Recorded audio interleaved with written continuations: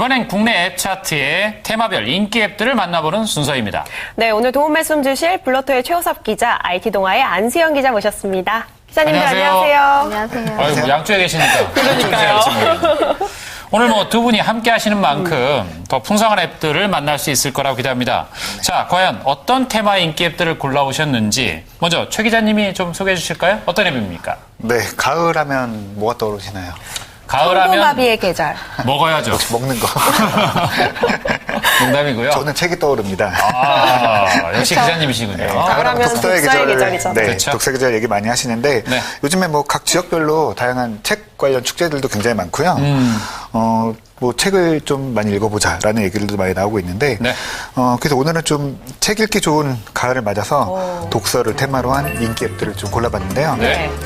제가 소개할 앱은요, 모바일 전자책 앱 분야에서 1위를 달리고 있는 앱, 북팔인데요. 북팔. 네. 네. 국내 스타트업이 개발한 앱이고요.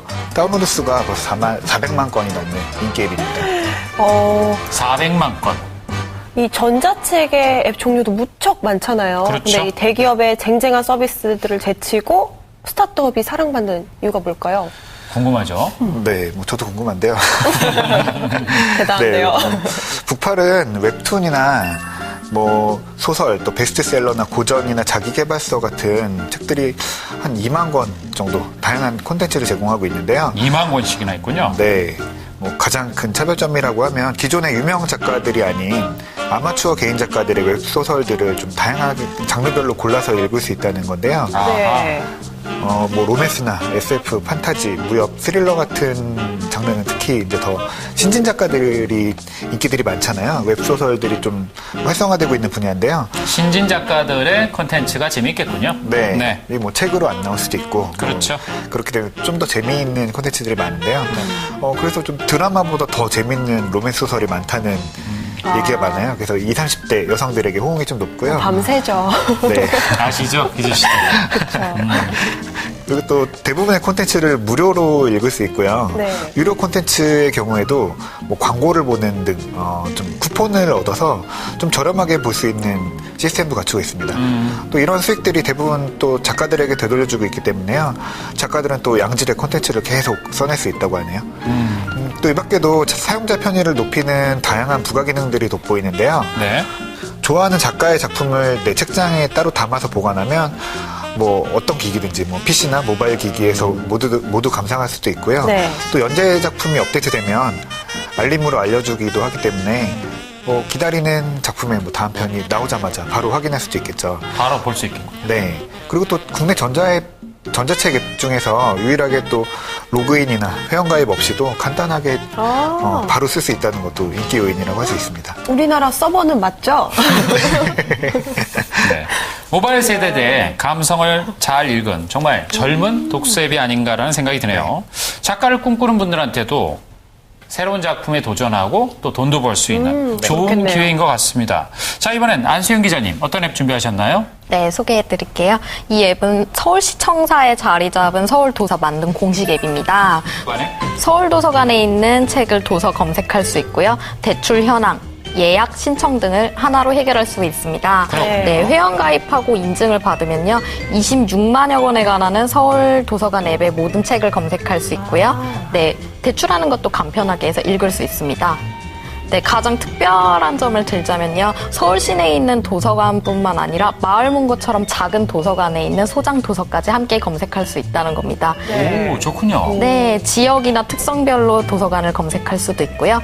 읽고 싶은 책이 있으면 거주 지역 주변 도서관에서 검색하고 대출 여부까지 확인할 수 있고요. 예약도 원스톱으로 처리할 수 있습니다. 네, 아무래도 동네 도서관 갔는데 읽고 싶은 책 없어서 허탕치는 경우도 굉장히 많잖아요. 네, 그런 불편함을 좀 해소할 수 있을 거라고 봅니다. 네. 또 특별한 서비스가 바로 헌책방에서 보물찾기인데요. 헌책방까지. 네, 말 그대로입니다. 원스톱 솔루션이네요. 네, 서울 시내에 있는 헌책방 위치나 전화번호 같은 거 소개해주고 있기 때문에 요즘에 헌책방 같은 게 많이 없어지고 있잖아요.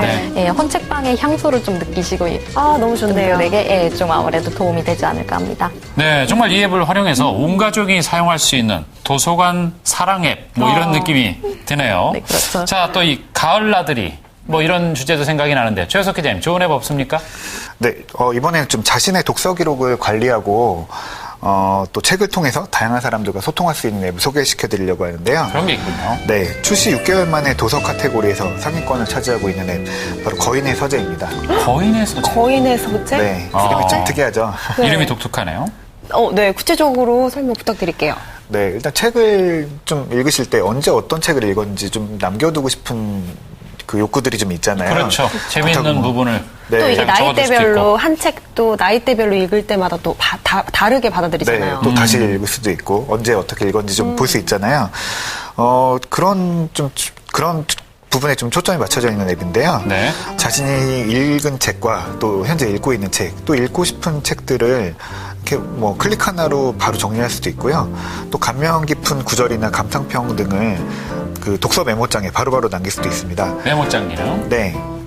또 각 인터넷 서점이랑 연동이 돼 있어갖고 원하는 책이 있을 때 또 바로 구매도 할 수 있고요. 네. 또 이 앱의 가장 재미있는 점들은 SNS를 통해서 독서의 감동을 또 특별하게 간직하고 또 다른 사람들에게 소통할 수 있다는 점인데요. 사용자들이 올린 서평이나 메모들이 뭐 실시간으로 업데이트되는 건 기본 기능들이고요. 네. 또 책에 대한 리뷰나 별점, 또 댓글을 통해서 다양하게 책 하나 놓고 독서 토론할 수 있는 장도 제공됩니다. 뭐 유명인들 비롯해 다른 사용자들의 서재를 구경할 수도 있고요. 서재까지. 네, 뭐 어떤 책 읽는지 궁금하잖아요. 네. 궁금하죠. 네. 또 마음에 드는 사용자를 팔로우하면 그 사람의 독서 리뷰만 또 따로 골라 읽을 수도 있어서 뭐 그런 점도 재밌습니다. 저도 한번 써봐야겠네요. 네. 네. 또 사용자의 독서 취향을 분석해서 또 적합한 책을 큐레이션해주는 기능도 눈에 띄고요. 단순히 책을 그냥 추천해주는 걸 넘어서 이제 나와 비슷한 성향을 갖고 있는 독자들, 좀 다른 사용자들을 찾아서 이걸 또 책궁합이 잘 맞는다고 해야 될까요? 네, 또 취향이 맞는 사람들을. 네, 책을 연결시켜주는. 놓고 여러 사람들과 소개를 저희 뭐 맞을까요, 소통을 하고. 책궁합이? 요즘 대학생들의 경우에는 또 전공 서적이 워낙 비싸기 때문에 맞습니다. 이렇게 서비스를 이용하는 것도 아주 유용한 한 방법이 될 수 있을 것 같습니다. 네, 기자님. 안수영 기자님, 또 마지막 앱은 또 어떤 앱이 있을까요? 네, 네. 마지막 앱은 아무래도 좀 교육적인 앱을 소개해드리려고 해요. 네. 네, 우선 독일의 작가 괴테 아시죠? 네. 괴테가 이런 말을 남겼다고 해요. 내 문학적 자질은 어머니가 어릴 적에 늘 책을 읽어줬기 때문에 길러졌다고요. 네, 실제로 이 많은 연구 결과에 따르면요, 어린이들한테 책을 읽어주면 어휘 구사력도 늘고요, 공감 능력이나 대화 능력까지 굉장히 좋아진다고 합니다. 매우 중요하죠. 네. 네, 그렇죠. 그래서 이번에는 어린이와 부모님이 함께 교감할 수 있는 독서 앱 아이윙을 소개해드리려고 합니다. 오. 네, 이 앱은 대한민국 모바일 앱 어워드에서 9월에 으뜸 앱으로 선정되기도 했고요. 출시 4개월 만에 입소문 타고 굉장히 인기를 얻고 있는 앱이라고 합니다. 자녀가 있는 부모님이라면 정말 귀가 솔깃해질 것 같은 아이윙? 앱인데요. 네. 뭐 제가 애를 키울 때는 아직 이런 앱이 없어서 아쉬움이 드네요. 책 많이 읽어주셨어요? 점점점입니다.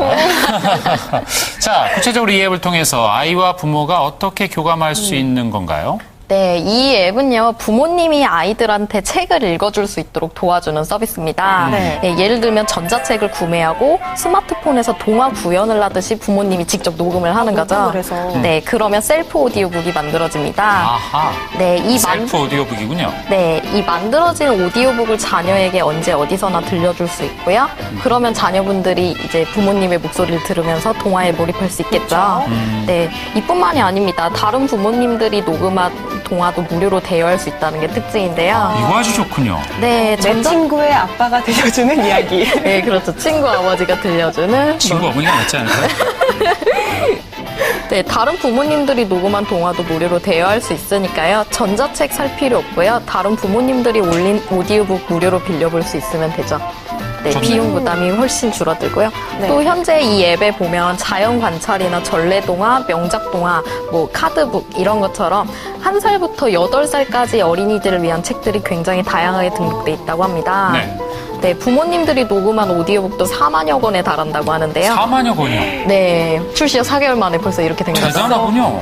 네. 네, 그리고 매주 새로운 전자책이 매번 추가되고 있기 때문에요. 독서 폭을 넓히는데도 굉장히 도움이 되겠죠. 오. 네, 무엇보다 전자책을 녹음해두면 반복적으로 재생할 수 있고요. 네. 읽고 싶은 동화책 연속으로 보거나 무제한으로 반복 볼 수 있다고 합니다. 네, 사실 기능도 꼼꼼하게 다 들어있고요. 네, 그렇죠. 사실 부모님들이 매일매일 책 읽어준다는 게 사실 쉽지가 않잖아요. 심지어 20번까지 읽어달라고 합니다. 네. 같은 책을. 의외였는데요. 네, 같은 책을. 네, 경험해본 사람은 다 이 페인 포인트를 알고 있습니다. 근데 아마 이런 기능 이용하면 아빠, 엄마 목소리가 담긴 동화책 자녀들이 수시로 들을 수 있으니까요. 정서적 안정에도 도움이 되지 않을까 합니다. 그렇겠네요. 네. 사실 우리나라 성인의 한 달 평균 독서량이 0.8권이라고 하고요. 네. 또 OECD 회원국 중 최하위라고 합니다. 안타깝네요. 좀 부끄럽기도 하고 그런데 네. 오늘 앱들을 잘 활용하셔서 다가오는 가을, 지금 가을을 아주 잘 즐겨보시길 바라겠습니다. 네, 오늘 좋은 앱 소개해준 안수영 최호석 기자 감사합니다. 감사합니다. 감사합니다.